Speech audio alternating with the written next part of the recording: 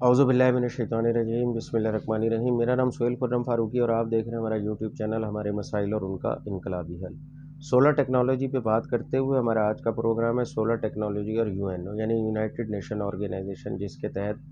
हम सब इसमें शामिल हैं। यूएनओ को आपको पता है कि वो उसने मुख्तलिफ़ तंजीमें बनाई हैं, जिसे बहुत बड़ा काम यूएनओ का ओज़ोन की लेयर की रिपेयर करना और ओज़ोन की लेयर को मज़ीद तबाह होने से बचाने पर भी है। अगर यूएनओ चाहती है कि ओज़ोन की लेयर को बचा के नस्ल इंसानी को बचाया जाए,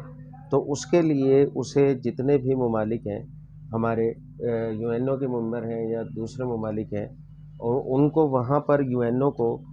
आसान शराइत के ऊपर कर्ज़े दिलवाने होंगे या एड देनी होगी कि ताकि वो सस्ती बिजली पैदा कर करके और हाइडल पावर स्टेशन अपने जंगलात में लगा के जंगलात को आग लगने से बचाई जा सके, जो कि फेफड़ों का काम करते हैं। सोलर सिस्टम को ईंधन के तौर पर इस्तेमाल करें और सोलर सिस्टम पर इंडस्ट्री लगा सकें और चला सकें, सोलर सिस्टम से ट्रांसपोर्ट बेहतर कर सकें,